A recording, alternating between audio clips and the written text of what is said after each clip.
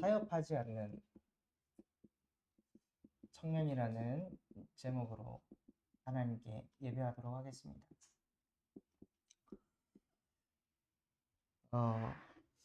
이 말씀을 이제 저는 먼저 가지고 있었잖아요. 근데 감사하게도 예배하기 전부터 하나님께서 우리 청년들을 타협하지 않는 청년들로 축복하셨구나.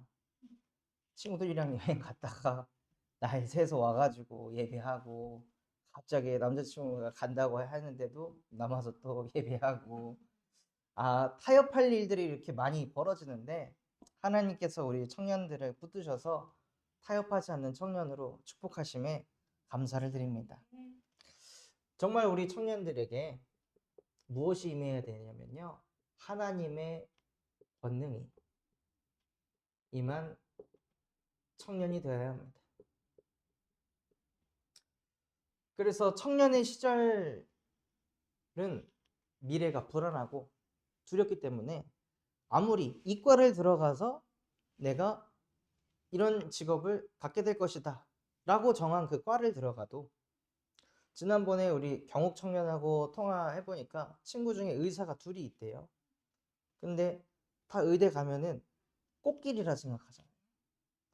근데 하필 정권에서 의사를 더 많이 충원하는 제도를 만들자 해가지고 의사들하고 부딪혀갖고 지금까지도 후유증이 있어가지고 진즉에 전문의를 따고도 남아야 될 그런 상황인데 아직까지도 전문의를 못 따고 이곳저곳 돌면서 페이닥터로 일하는 친구가 있어요. 어떤 친구는 이제 인턴으로 들어가도 그 병원 사정상 교수가 없으니까 가르칠 사람이 없어서 인턴엔 뽑혔지만 실제 출근이 계속 미뤄져서 군대를 가고. 그러니까요, 우리가 생각했을 때 이거는 진짜 흔들리지 않는 동아줄이라고 생각하는 그것조차도 하나님께서 지키시고 보호하시지 않으면은 그게 썩은 동아줄이 될지 아무도 모른다. 그렇게 불완전한 이런 청년의 시절 속에 하나님의 권능이 임하지 않고 내 생각, 내 지식, 내 수준으로 내 미래를 꾸려간다는 것은 말도 안 되는 생각입니다. 그런데 하나님의 권능이 언제 임하냐면요, 내 수준과 상관없이 내가 하나님께 오직을 할 때 하나님의 권능이 임하게 하십니다. 그래서 지난주에 포럼을 했었잖아요. 능력 좋은 그 아론이 아닌 하나님이 모세를 쓰신 이유. 모세는 하나님밖에 없으니까. 모세는 하나님 아니면 안 된다고 생각하니까. 아론은 자기가 말도 잘하고 배운 것도 많고 규모도 있어서 그거 믿으면서 하나님 반 걸쳐 믿는데, 모세는 오직하니까. 나는 말도 제대로 할 수 없고 나는 이렇게 부족하고 연약하기 때문에 하나님이 나와 함께하지 않으면 나는 아무것도 못하는 인간이다. 이것으로 모세는 답이 난 거예요. 진짜 청년 때 뭘 믿어야 하냐? 내 머리, 내 학벌, 내 경제 믿는 것이 아니라 오직 하나님만을 믿어서 하나님의 권능이 우리 청년들에게 임하는 응답을 누리시길 바랍니다. 그래서 진짜 청년의 시절에 청년의 망대가 세워져야 합니다. 어떤 망대가 세워져야 하냐면요, 그 순간에 빛나는 청년이 되길 바랍니다. 남들은 안 된다고 하는 그 순간에, 남들은 시험 든다고 하는 그 순간에, 남들은 포기하고 쓰러지고 지쳐가는 그 순간에 빛이 나는 청년. 하나님께서 태초에 천지를 창조하셨을 때, 그때가 어느 때냐? 흑암운동 공허만 있을 때였습니다. 그 순간에 빛이 있으라 하시니 빛이 있었고, 남들은 흑암에 덮여서 무너질 때, 남들은 공허함에 잡혀서 무너질 때, 남들은 도대체 미래를 어떻게 그려야 되는지 혼돈 속에 잡혀서 무너지는 그때 하나님의 말씀을 붙잡는 그 청년에게 빛이 임해서 그 순간에도 하나님과 함께하는 응답을 누리게 하십니다. 그래서 내가 지금 있는 현장, 현실에서 나를 거기에 끼워 맞춰 사는 그런 현실주의자로 살지 마시고 하나님의 말씀 붙잡아서 그 말씀이 내게 빛으로 역사해서 그 빛 대신 말씀 붙잡고 꿈을 꾸는 청년 되길 바랍니다. 제가 다니던 그 학교에서는 개발자가 나온 사례가 없었습니다. 다 뭘로 가냐? 대기업 오퍼레이터. 그냥 교대 근무하는 사람. 이제 성공한 사람들이 이제 삼성전자, 뭐 LG 이런 데에서 그냥 교대 근무하면서 월 한 3, 400번은 그게 성공의 척도였어요. 제가 다니던 학과의 그 취업의 성공은. 그런데 그 속에서 개발자 하겠다고 하니까 교수님들이 짓밟더라. 개발자 그 아무나 하는 줄 아냐. 서울에 있는 사대문 안에 있는 대학 나와도 개발자 하기 쉽지 않은데 네가 무슨 개발자야? 하고 짓밟는 거예요. 근데 그런 말 딱 들었을 때 대부분의 그때 학생들은 거기에 그냥 눌리더라고요. 딱 그 사람이 하는 말에 눌려가지고 더 이상 꿈을 꾸지 않는 거예요. 그 20대 팔팔한 청년들이. 왜 그 패배한 사람들의 이야기를 듣고 왜 그거 붙잡고 인생 사냐. 그래서 말씀 붙잡고 나는 이 정보보안 시대에 해킹으로 인해서 죽어가는 이 재앙을 막는 그러한 정보보안 세계에서 복음으로 그 해커를 막는 사람이 돼야겠다. 그래서 나는 생명을 지키는 사람이 돼야겠다. 이게 제 마음속에 하나님이 주신 언약이었는데 그거를 붙잡고 계속 기도하니까요. 그런 이제 쓸데없는 소리, 망하는 소리, 나 시험 들게 하는 그런 소리들이 안 들리는 거예요. 그래서 진짜 청년들이 붙잡아야 할 것은 무엇이냐? 그 지나가는 사람들의 그 소리를 듣는 것이 아니라 빛 대신 하나님의 말씀을 붙잡는 거예요. 그 사람이 빛나는 청년이 될 것입니다. 그리고 이렇게 빛나야 될 청년들이요. 그 순간에 무너지는 청년으로 삶을 살아갑니다. 청년들이 언제 무너지냐? 무너질 수밖에 없는 이유들을 가지고 청년들이 무너져요. 그러니까 누가 봐도 무너지게 생겼어요. 누가 봐도 저 때는 우울해야 되고 낙심해야 되고 좌절해야 되는 그러한 현실과 상황들, 그 이유들이 우리 청년들을 자꾸 집어삼킵니다. 그래서 지금 번아웃 오는 건 당연한 거고 지금 무너지는 게 당연하다고 생각하게 만들어서 청년 때 꿈꾸지 못하고 빛나지 못하고 자꾸 무너지도록 만드는. 그런데 실제 성경에서는 뭐라고 되어 있냐면요. 마태복음 12장 25절에 스스로 분쟁하는 나라마다 황폐하게 될 것이요. 스스로 분쟁하는 집마다 무너질 것이다. 결국에는 나를 무너뜨리는 게 외부의 조건, 상황인 것 같지만요. 나 스스로 나를 무너뜨리는 거예요. 나는 이래서 안 되겠다. 이런 환경에서는 나는 안 돼. 이런 조건에서는 안 돼. 라고 나 스스로 나를 무너뜨리는 거예요. 이런 인성으로 내가 뭘 할 수 있겠어? 이 정도 근성으로 내가 뭘 할 수 있겠어? 이 정도 규모로 내가 뭘 할 수 있겠어? 하고 나 스스로 나를 자꾸 자학하면서 나를 무너뜨리는 거예요. 저도 청년 때 제일 힘들었던 게 이거였거든요. 다른 사람이 아니라 나 스스로. 그렇게 언약을 붙잡고 응답 받아갖고 개발자로 들어가서 직장생활 하는데 이래가지고 이런 학교 나온 사람들은 개발자 하면 안 된다고 했던 건가? 이런 생각이 그냥 오는 거예요. 그거 다 이겨가지고 그 자리에 앉았는데 한 개 딱 만나니까 나 스스로 나를 무너지게 만드는 그 생각들이 끊임없이 오는 거예요. 눈에 보이지 않는 이 사단이란 존재는요, 하나님의 말씀을 붙잡는 것이 아니라 내 안에 있는 메시지에 자꾸 관심을 기울이고 귀를 기울이게 만들어서 그것 붙잡아서 스스로 무너지도록 만든다. 내가 문제라고 생각해서 무너졌으면 핑계 댈 게 없잖아요. 그러니까 사단이라는 존재가요, 우리 청년들을 그렇게 사로잡아가지고 스스로 무너지도록 만들고 있습니다. 그래서 하나님께서는 그 순간에, 무너질 수밖에 없는 그 순간에 일어나는 청년이 되도록 축복하셨습니다.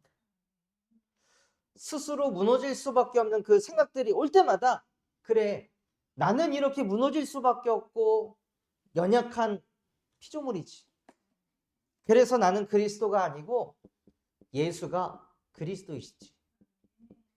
하나님, 나는 이렇게 스스로 무너질 수밖에 없지만 예수 그리스도께서는 스스로 십자가에 못 박혀 죽으시고 스스로 부활하신 전능하신 하나님이시잖아요.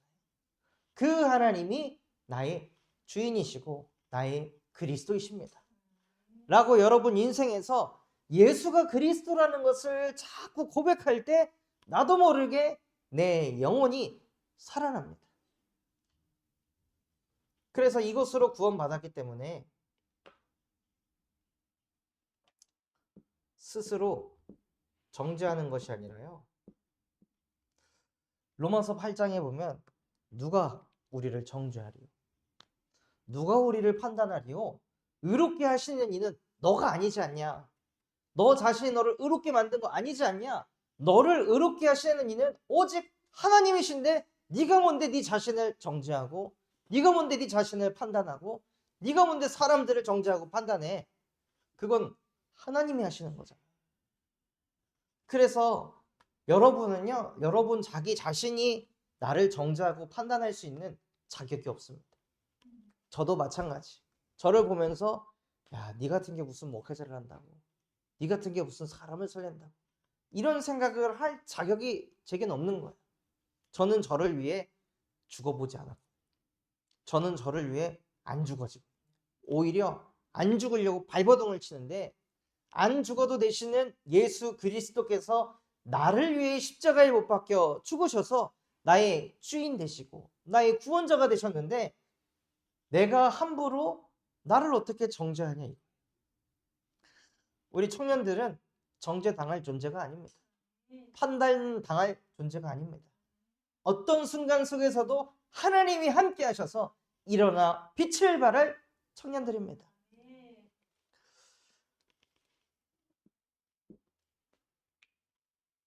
그래서 우리 청년들에게 그 빛이 임해서 힘을 가진 청년으로 응답받으시기 바랍니다. 타협하지 않으려면 안 해야지가 아니라 힘이 있어요. 힘이 없으면 자꾸 타협하고 끌려다녀요. 가장 먼저 가져야 할 힘이 무엇이냐? 영적인 힘이에요. 그래서 정말 아침마다 여러분의 시작이 갈라디아서 2장 20절 말씀처럼 오늘 내가 사는 것 아니고, 내가 출근하는 거 아니고, 내가 공부하는 거 아니고, 내가 사람 만나는 거 아니고, 내 안에 그리스도께서 사십니다. 오늘도 내 인생의 주인은 예수 그리스도 당신이십니다. 여러분의 인생의 주인이 그리스도가 될 때 나를 객관적으로 보게 됩니다. 왜 우리가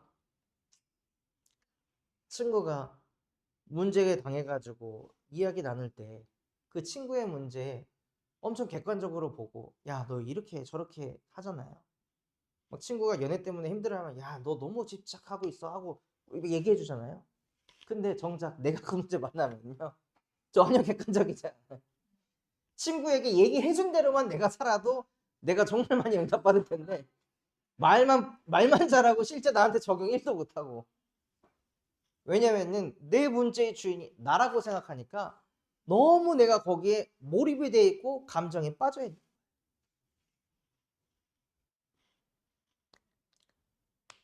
그래서 간혹 저희 사모랑 이렇게 드라마를 볼 때 아니 진짜 아버지가 돌아가신 게 아닌데 왜 저 주인공의 아버지 돌아가는 걸 보고 갑자기 막 좀 막 눈이 막 붓도록 막 이렇게 오열을 하면서 울면 정신 차려. 장인어른 살아계셔. 왜 그래 도대체? 왜 그렇게까지 우는 거야? 저도 이렇게 감동이 돼서 눈물 흘리는데 막 여기는 막 상당한 사람처럼 막 우니까 사람이요 그 문제의 주인이 되잖아요. 그럼 못 빠져나온다니까요. 완전히 몰입해가지고 그냥 빠져들어. 그래서 자꾸 주인을 바꿔야 돼. 이 문제의 주인 나 아니고 예수 그리스도이십니다. 그러면은 뭐가 되냐? 고린도후서 12장 9절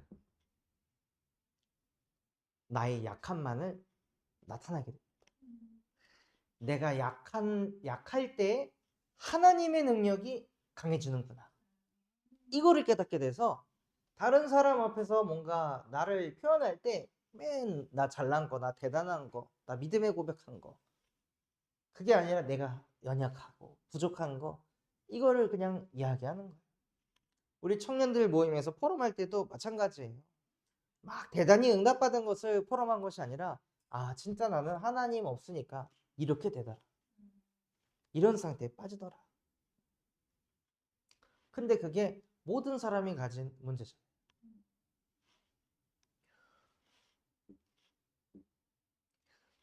제가 한 번은 청년의 시절에 그 지하철을 타는데 신도림에서 타면요.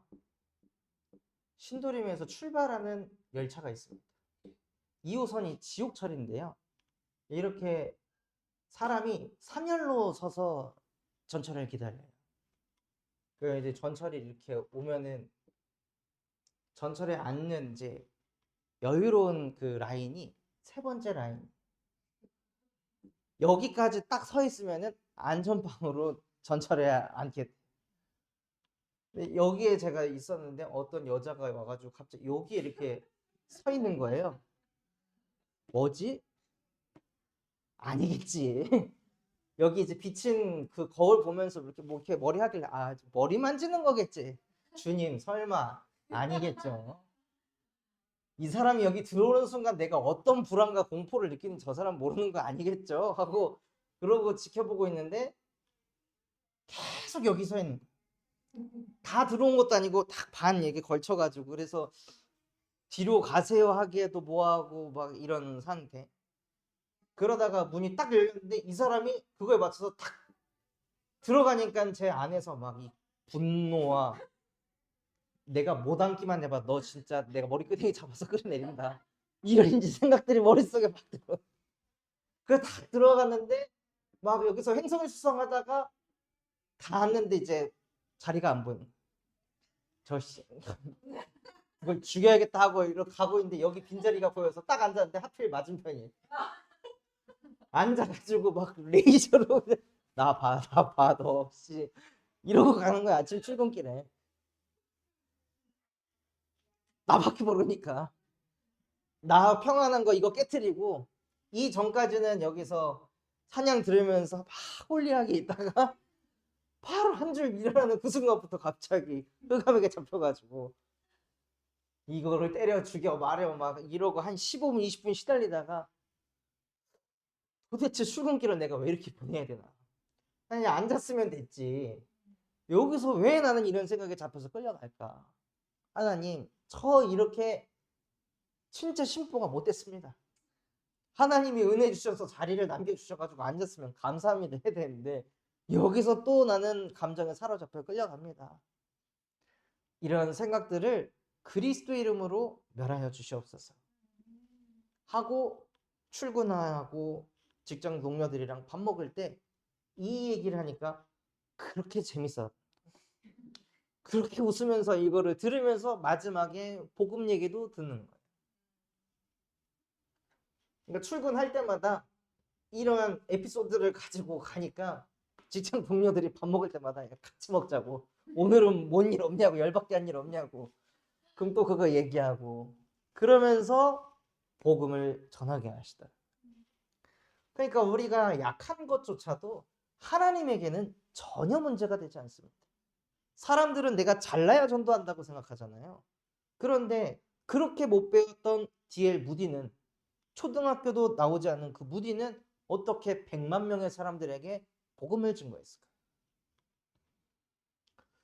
그래서 아침마다 영적인 힘을 얻어서 현장 가서 잘나려고 하지 마시고 나의 연약하고 부족함 때문에 오늘도 나는 그리스도가 필요합니다. 하고 힘을 얻으시기 바랍니다.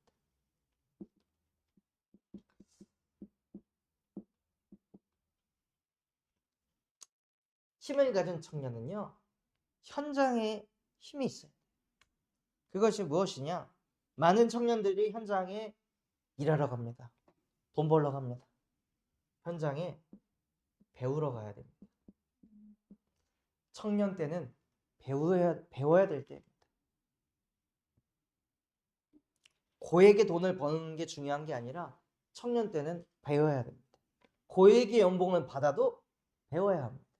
거기서 끝이 아니기 때문에.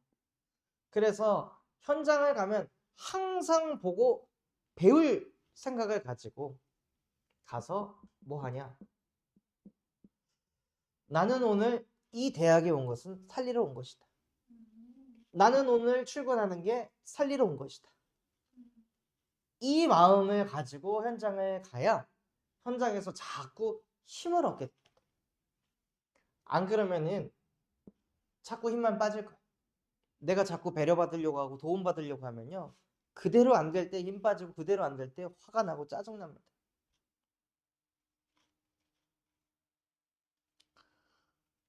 그래서 제 친구 중에 진짜 열심히 공부해서 인하대 석사까지 마치고 LG화학의 연구원으로 들어갔는데 가서 내가 열심히 공부한 거 이거 이 현장에서 써먹어야지 빛을 발해야지 이 생각으로 들어갔는데요. 3M이라는 그 테이프 있잖아요. 그거 이제 재질을 LG화학에서 만든대요. 근데 이거에 대한 거를 훨씬 더 저렴한 비용으로 훨씬 더 좋은 효과를 나타내는 그런 거를 얘가 찾아낸 거예요. 그래서 야 이거 대박이다. 아 이거 내면은 이제 이렇게 승승장구 되겠지 하고 제안했는데 컷. 아니 이거 훨씬 좋은데 왜 그러냐? 그걸 바꾸게 되면 지금 거래하고 있는 사업처들하고 이해관계가 망가진다. 그래서 당신 아이디어는 좋지만 적용할 수 없다. 커트. 또 아이디어 내서 또 했는데 또 커트. 커트. 그러니까는 애가 미쳐버리려고 하더라. 내가 뭐 시키는 일만 하려고 내가 그렇게 죽어라 공부한 게 아닌데. 그러니까 배우러 가고 살리러 가지 않고 내가 잘 되려고 내가 성공하려고 갔는데 그거를 가로막는다고 생각하니까 얘가 시달리더라고요. 그래서 그렇게 힘들게 들어간 그 직장 현장 2년 딱 다니고 퇴사를 하게 돼요. 그래서 우리 청년들은 현장을 가면 배우고 살리러 가시기 바랍니다.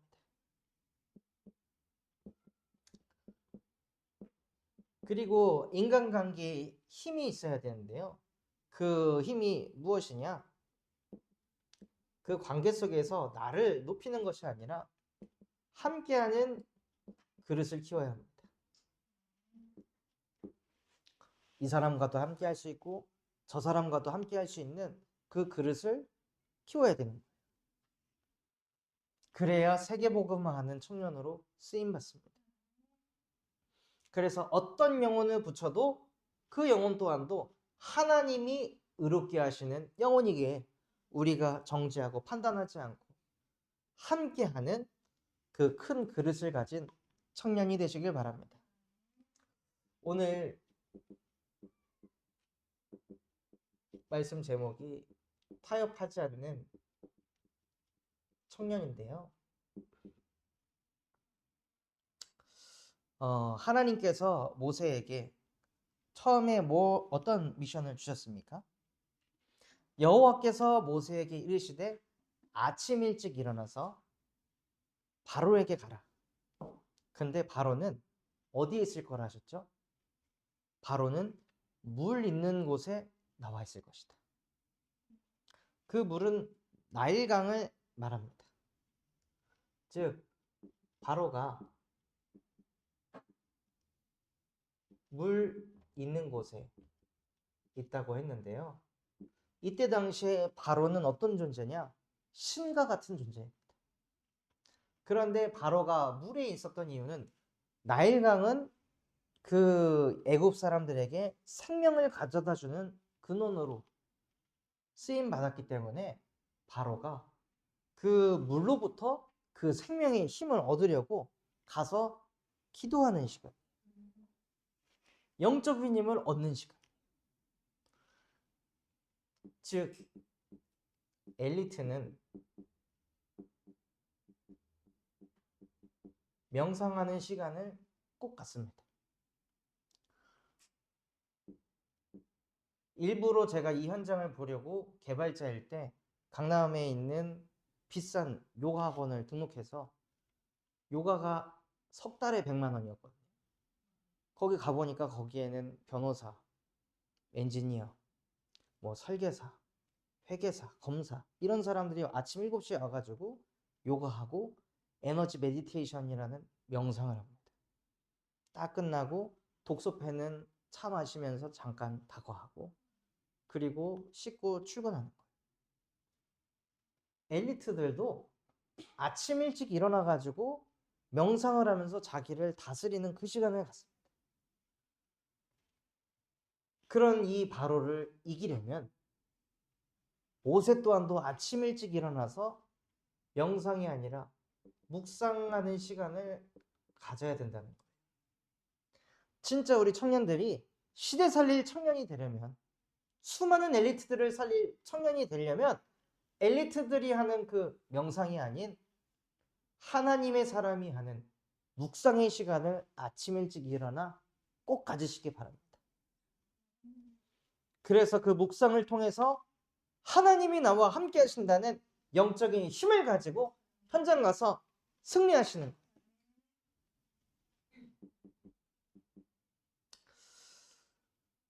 오늘 네 번째 기적이 무엇이었죠? 파리 때였습니다. 애굽이 어떻게 황폐해졌어요? 파리로 그 땅이 황폐하게.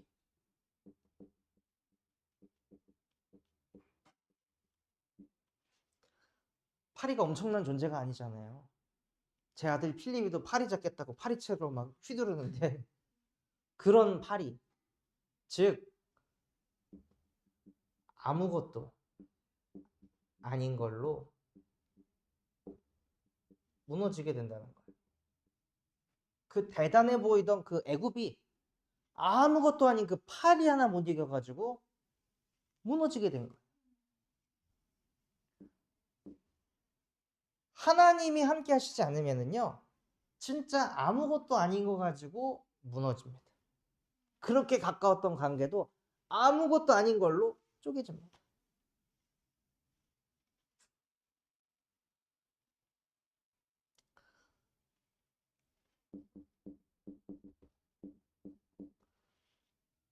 그래서 우리 청년들이 진짜 아무것도 아닌 걸로 무너지는 인생이 아니라 오늘 바로가 한 나라의 왕이 모세한테 얘기했어요. 그러면 제사를 드릴 거면 그러면 나가지 말고 애굽 안에서 예배해라. 안에서 하나님께 제사를 드려라. 그러면 되지 않냐. 하고 초강대국 애굽의 왕이 얘기했는데 모세가 타협하지 않는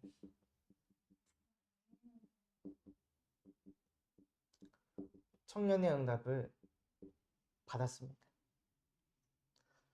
우리 청년들이 진짜 현장에서 현실에서 타협할 거 많습니다. 그런데 그때 타협하지 않는 것이 그게 복을 누리는 길입니다. 타협하면 그땐 쉽죠. 그땐 편하죠. 근데 그 한 번의 타협이 나중에는 고질적인 문제가 됩니다.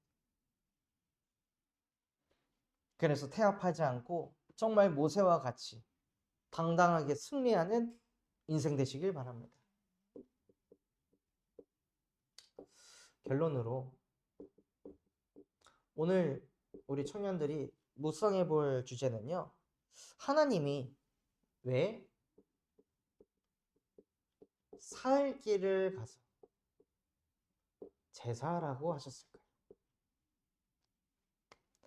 왜 애굽에서 떨어진 살 길을 광야로 가서 하나님께 제사를 드리라고 미션을 주셨을까요?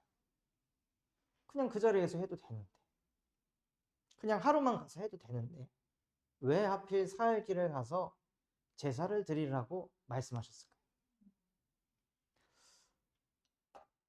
한번 묵상해 보시고, 그래서 이 묵상한 내용이 내 삶에도 적용돼서 타협하지 않는 청년의 응답 누리시기를 예수 그리스도 이름으로 축원합니다. 하나님 아버지 감사합니다. 오늘 우리에게 말씀